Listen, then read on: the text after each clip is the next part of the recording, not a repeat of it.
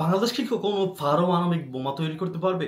একটা ছোট্ট শান্তিপ্রিয় উন্নয়নশীল দেশ, কিন্তু চারপাশে পারমাণবিক শক্তিধর রাষ্ট্রে ঘেরা। ভারত, চীন, পাকিস্তান সবাই পরমাণু শক্তিতে সজ্জিত। এমন অবস্থায় প্রশ্নটা উঠে আসে যে যদি একদিন বাংলাদেশে চায় পারমাণবিক অস্ত্র তৈরি করতে, তবে সেটা কি সম্ভব আসলে? কে কে পাশে দাঁড়াবে, আবার কে কে বিপক্ষে যাবে আমাদের?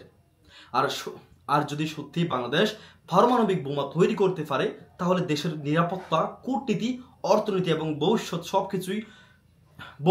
সবকিছুর উপর কিভাবে অর্থনীতি এবং ভবিষ্যৎ সবকিছুর উপর কি প্রভাব পড়বে? আজকের ভিডিওতে আমরা কোনো গুজব, আবেগ বা কোনো গোপন আজকের ভিডিওতে আমরা কোনো গুজব, আবেগ বা গোপন এজেন্ডা নিয়ে নয়, বরং একদম তথ্যভিত্তিক, যৌক্তিক এবং কৌশলগতভাবে বিশ্লেষণ করব এই স্পর্শকাতর কিন্তু অত্যন্ত গুরুত্বপূর্ণ বিষয়টি। আমি আপনাদেরকে দেখাবো কিভাবে একটি উন্নয়নশীল দেশ ও পরমাণু শক্তি অর্জনের স্বপ্ন দেখতে পারে, আবার সেই স্বপ্ন বাস্তব করতে গিয়ে কি দুর্ভাগ্য ডেকে আনতে পারে। বন্ধুরা, কথা দিচ্ছি আপনি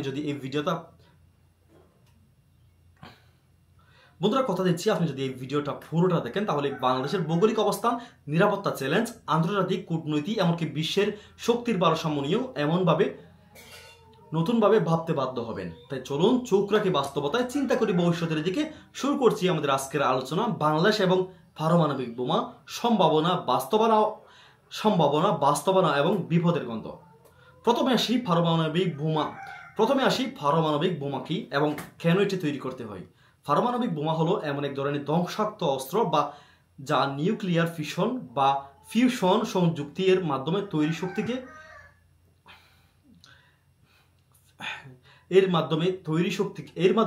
শক্তিকে কাজে লাগায়। ইতিহাসের প্রথম দুই ব্যবহার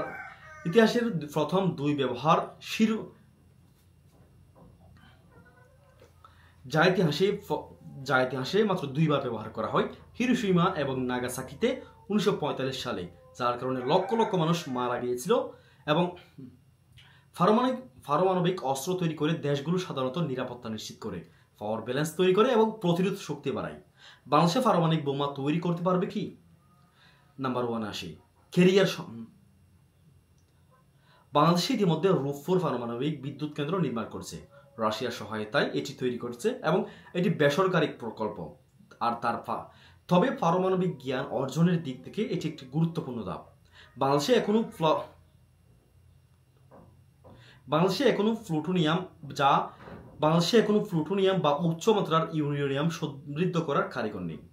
বাংলাদেশের বেশ কিছু পদার্থ বিজ্ঞানী বা পরমাণু বিজ্ঞানী আন্তর্জাতিক পর্যায়ে কাজ করেন, তবে মিলিটারি গ্রেড বোমা তৈরি করার জন্য যে পরিমাণ গোপন প্রযুক্তি, ল্যাবরেটরি এবং গবেষণা দরকার, তা এখনও অনুপস্থিত বাংলাদেশে। কিন্তু যদিও তা তৈরি করতে যাই, আইনগত একটা বাধা আছে, আর সেটা হচ্ছে এনপিটি বা নন প্রলিফারেশন ট্রেডিতে সই করা আছে বাংলাদেশ, যার মানে পারমাণবিক বোমা তৈরি করা বা ব্যবহার করা বাংলাদেশে আন্তর্জাতিকভাবে আলিঙ্গন করছে না, সে আন্তর্জাতিকভাবে অঙ্গীকার করেছে যে না করার জন্য। যদি বাংলাদেশ চেষ্টা করে, কারা সাহায্য করতে পারে বাংলাদেশকে? নাম্বার 1 হচ্ছে উত্তর কোরিয়া। পারমাণবিক অস্ত্র বানাতে সাহায্য করলেও তবে তাদের সঙ্গে সম্পর্ক রাখা কূটনৈতিকভাবে সেটা বিপজ্জনক হয়ে যাবে তখন। পাকিস্তানের অস্ত্র আছে, তবে তারা নিজেদের অভ্যন্তরীণ সমস্যায় আছে, সেক্ষেত্রে তারা চাইবে না যে বাংলাদেশে একটা পরমাণু সমস্যা তৈরি হোক। চীন কৌশলগতভাবে যদি সহায়তা করতে পারে, কিন্তু বাংলাদেশকে সরাসরি কখনো পারমাণবিক অস্ত্র বানাতে সাহায্য করবে না, কারণ এতে আন্তর্জাতিক সমীকরণ বিঘ্নিত হবে। সহযোগিতায় অনিচ্ছুক কিছু দেশ রয়েছে, যেমন রাশিয়া এবং ভারত। তারা রূপপুরে সাহায্য করলেও সামরিক ক্ষেত্রে সহায়তা করবে না, এটা নিশ্চিত। আমেরিকা ও ইউরোপীয় ইউনিয়ন কঠোরভাবে বিরোধী অবস্থায় থাকবে, নিষেধাজ্ঞা জারি করতে পারে।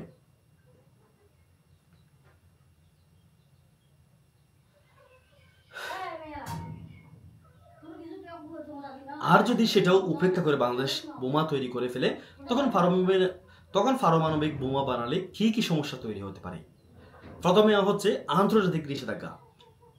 ঠিক যেমন ইরান এবং উত্তর কোরিয়ার নিষেধাজ্ঞায় পড়েছে, বাংলাদেশও তার ব্যতিক্রম হবে না।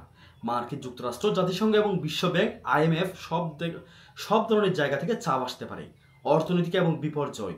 রপ্তানি কমে যাবে, বৈদেশিক বিনিয়োগ বন্ধ হয়ে যাবে, পণ্যদ্রব্যের দাম বাড়তে পারে, বেকারত্ব বেড়ে যাবে। সামরিক উত্তেজনা, ভারত উদ্বিগ্ন হয়ে যাবে, সীমান্তে সেনা মোতায়েন বাড়াতেও পারে তারা।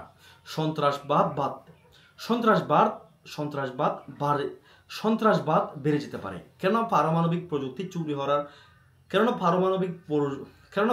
প্রযুক্তি চুরি করার সম্ভাবনা সবচেয়ে বেশি থাকে এবং ঝুঁকিতে থাকে সেটা। অভ্যন্তরীণ নিরাপত্তা এবং রাজনৈতিক অস্থিরতা থাকতে পারে। জনমনে বিভ্রান্তি তৈরি হবে, সরকার আন্তর্জাতিকভাবে চাপে পড়তে পারে। যদি বাংলাদেশ পারমাণবিক বোমা পেত তাহলে কি কি সুবিধা হতো? কৌশলগত প্রতিরক্ষা শক্তিতে বৃদ্ধি পেত। বাংলাদেশ, ভারত এবং অন্যান্য শক্তিশালী দেশের সামনে তারা বেশি আত্মবিশ্বাসী হতো। বাংলাদেশ সন্ত্রাসী হুমকির প্রতিরোধেও তা কাজে লাগাতে যেত। আঞ্চলিক শক্তির ভারসাম্য রক্ষা পেত। ভারত এবং চীনের মধ্যবর্তী অবস্থানে বাংলাদেশ নতুন কৌশলগত মাত্রা পেত, জাতীয় গর্ব এবং মনোবল পেত।